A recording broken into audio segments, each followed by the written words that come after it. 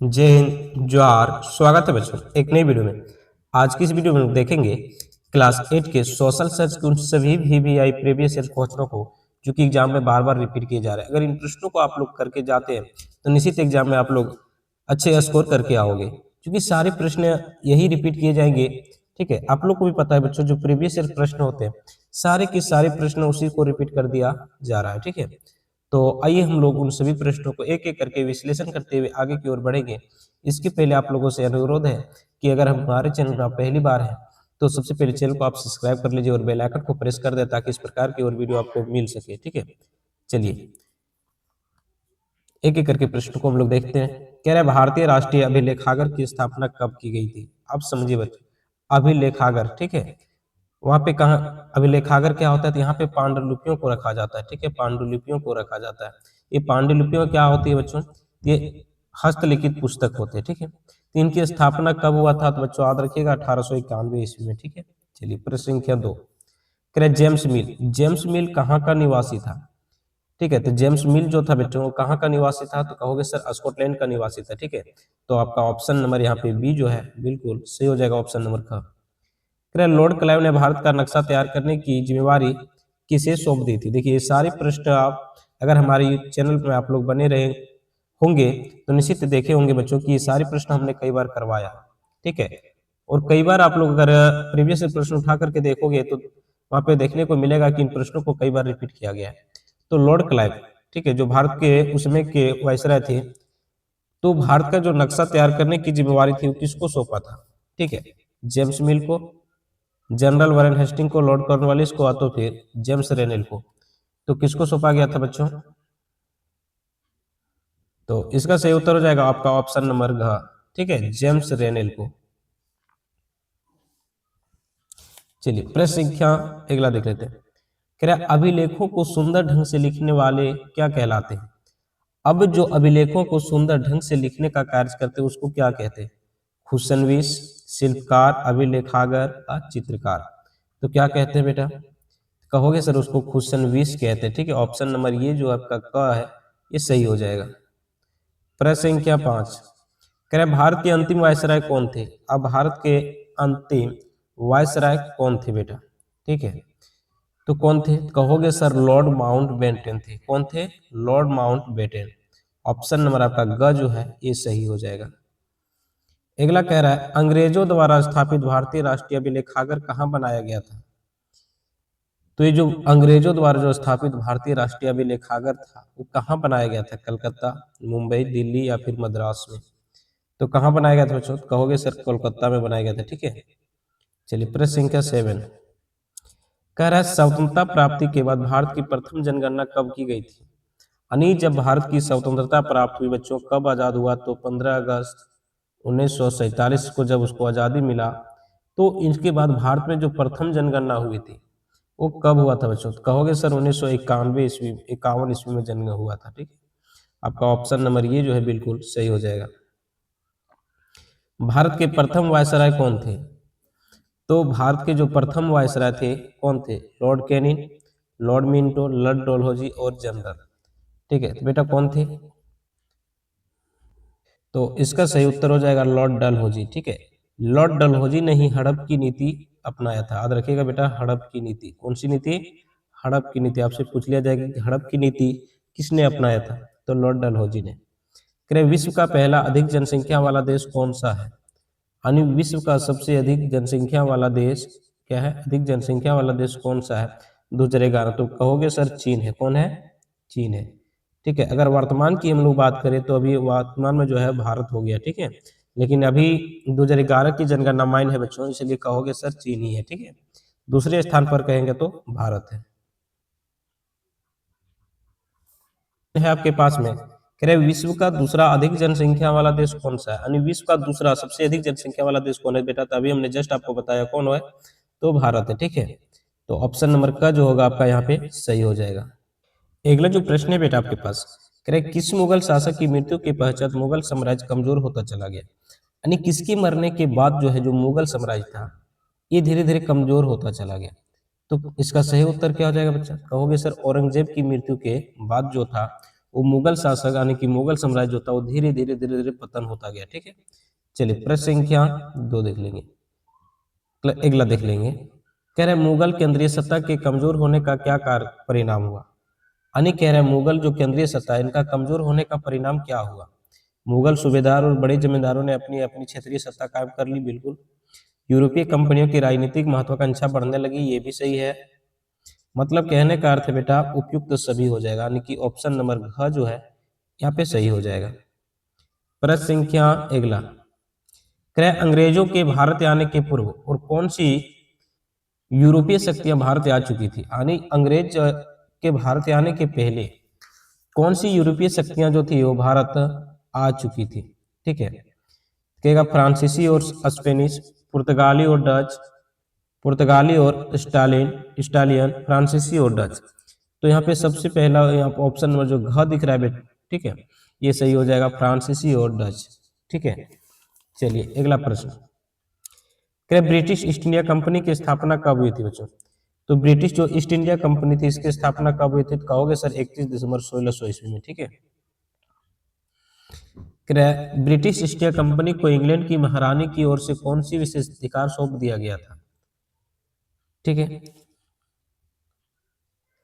पूर्व से व्यापार करने का विशेष अधिकार।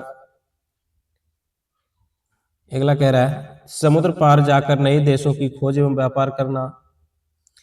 चार्टर के अनुसार कोई भी अन्य कंपनी इस कंपनी से प्रतिस्पर्धा नहीं, मतलब ये तीनों थे। ठीक है, तो ऑप्शन नंबर आपका जो डी होगा यहाँ पे ये सही हो जाएगा।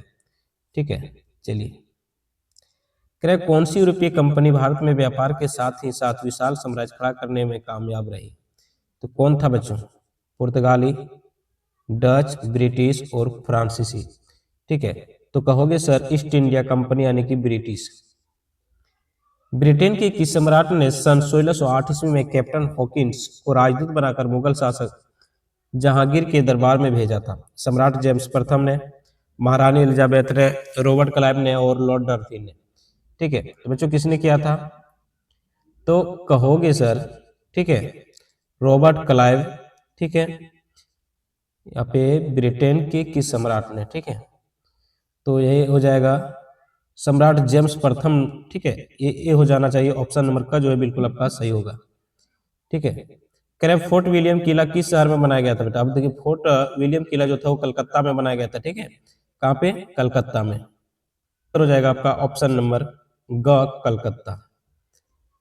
अली वर्दी खान की मृत्यु के पश्चात बंगाल का नवाब किसे बनाया गया। ठीक है, तो किसको बनाया गया था, तो सिराजुद्दौला को बनाया गया था। याद रखिएगा बेटा ऑप्शन नंबर ख जो है बिल्कुल सही हो जाएगा।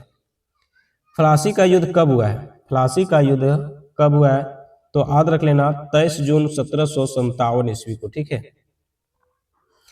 11 नंबर कह रहा है कि नवाब सिराजुद्दौला का सेनापति कौन था। यानी जो बंगाल का नवाब सिराजुद्दौला था उनका सेनापति अगर आपसे पूछे तो कौन था बच्चों, तो कहोगे सर मीर जाफर था। ठीक है, कौन थे, मीर जाफर। बंगाल के नवाब और ब्रिटिश ईस्ट इंडिया कंपनी के बीच टकराव का कारण क्या था। यानी आखिर जो ईस्ट इंडिया कंपनी और बंगाल के नवाब जो थे उनके टकराव जो कारण थे क्या थे। ठीक है, कह रहा है कंपनी नवाब के विरुद्ध राजनीतिक षड्यंत्र कर रही थी, ये सही है। कंपनी के अफसर बिना शुल्क चुकाए अपनी निजी व्यापार भी कर रहे थे, ये भी सही है। कंपनी लगातार किलेबंदी को प्रोत्साहित कर रही थी, ये भी सही है। मतलब उपरोक्त तो सभी यहाँ पे हो जाएगा। चलिए अगला देखेंगे, करें किस दक्षिण भारतीय रियासत के विरुद्ध अंग्रेजों ने प्रत्यक्ष सैनिक कार्रवाई का रास्ता इख्तियार किया। मैसूर, हैदराबाद का निजाम, त्रावणकोर राज्य और पेशवा। ठीक है, तो बच्चों इसका सही उत्तर क्या हो जाएगा, तो कहोगे सर मैसूर रियासत। 14 नंबर कह रहा है सालबाई की संधि का संबंध इनमें से किनके बीच है। सालबाई की जो संधि हुआ था, ठीक है, इनमें से किसके बीच में हुआ है, अंग्रेज और मैसूर रियासत, अंग्रेज और हैदराबाद का निजाम, अंग्रेज और मराठा, अंग्रेज और बंगाल के नवाब। ठीक है, तो बच्चों इसका सही उत्तर क्या हो जाएगा, कहोगे सर अंग्रेज और बंगाल के नवाब के बीच में। ठीक है, चलिए प्रश्न संख्या अगला कह रहा है कि इनमें से कौन सी संधि का संबंध आंग्ल मैसूर युद्ध से है। यानी इनमें से किसका जो संबंध है बेटा वो आंग्ल मैसूर युद्ध से है। ठीक है, श्रीरंगपट्टनम की संधि, इलाहाबाद की संधि, अलीपुर की संधि और सालबाई की संधि। तो आपका ऑप्शन नंबर ये जो है ये बिल्कुल सही हो जाएगा। अगला जो प्रश्न है बेटा आपके पास कह रहा है प्लासी का युद्ध कब हुआ था। अब प्लासी का युद्ध आप लोगों को याद होगा कब हुआ था, तो कहोगे सर 1757 ईस्वी में। ठीक है, चलिए अगला प्रश्न कह रहे 1765 ईस्वी से पहले कंपनी भारतीय सामान को खरीदने के लिए लंदन से क्या मंगाते थे। यानी जो 1765 था इसके पहले की अगर बात करें हम लोग, तो जो कंपनी थी, भारतीय कंपनी थी, सॉरी क्या है, कंपनी भारतीय सामान को खरीदने के लिए लंदन से क्या मंगाते थे वे, तांबा, सोना, चांदी, पैसा और लोहा। ठीक है बच्चों, तो क्या मंगाते थे, कहोगे सर सोना और चांदी। Grand old man of India किसे माना जाता है, यानी grand old man of India किसे माना जाता है बेटा। ठीक है, हरिश्चंद्र मुखर्जी, दीनबंधु, महात्मा गांधी, दादा भाई नौरोजी।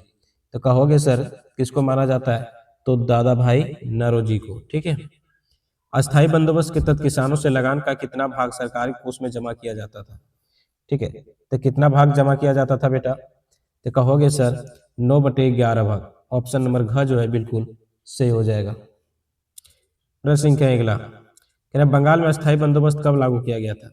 अब बंगाल में अस्थाई बंदोबस्त कब लागू किया गया था, 1793 ईस्वी में।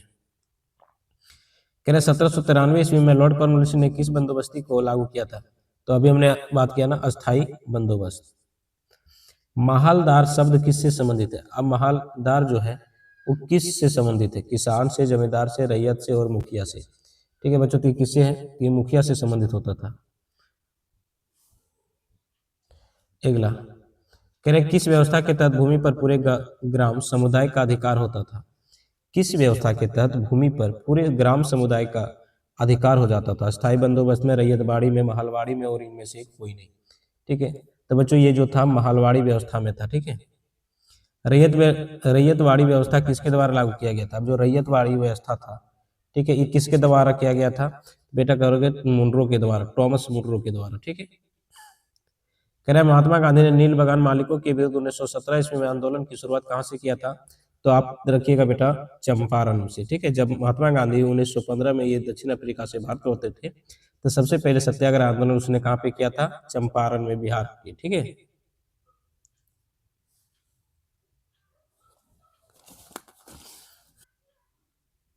अगला कह रहा है कि नील विद्रोह की शुरुआत बंगाल के किस जिले से किया गया था। ठीक है, यानी जो नील विद्रोह था इनकी शुरुआत बंगाल के किस जिले से किया गया था बेटा, कहोगे सर नदिया जिले से किया गया था। ठीक है, यूरोप के बाजार में किस भारतीय वस्तु की मांग बढ़ने लगी थी। तो यूरोप की जो मांग था, यूरोप के जो बाजार थे वहां पे भारतीय की किस वस्तु की मांग सबसे अधिक होने लगा था। ठीक है, कहोगे बेटा जो नील था उनकी मांग काफी बढ़ गया था। रैयतवाड़ी व्यवस्था सर्वप्रथम कहाँ से प्रारंभ किया गया था। जो रैयतवाड़ी व्यवस्था था ये सर्वप्रथम कहाँ से प्रारंभ किया गया था बेटा, तो कहोगे सर ये मद्रास से किया गया था। ठीक है, अस्थाई बंदोबस्त को किस नाम से जानते हैं। आप समझो अस्थाई जो बंदोबस्त है उसको किस नाम से जानते हैं, तो जागीरदारी व्यवस्था के नाम से भी हम लोग जानते हैं। ठीक है, चलिए अगला प्रश्न, भारतीय नील की गुणवत्ता कैसी थी, यानी जो भारतीय नील थी उनकी गुणवत्ता कैसी थी बेटा, तो उनकी जो गुणवत्ता थी वो निम्न तो हो ही नहीं सकता है, मध्य भी नहीं था, यानी कि हाई लेवल की थी। ठीक है, उच्च था। ये सारे प्रश्न आप लोग को एग्जाम के लिए मोस्ट इंपोर्टेंट है बच्चों। फिर इसका पार्ट 2 वीडियो हम लोग बहुत जल्द लेकर के आ रहे हैं, तब तक के लिए धन्यवाद। इस वीडियो में इतना ही।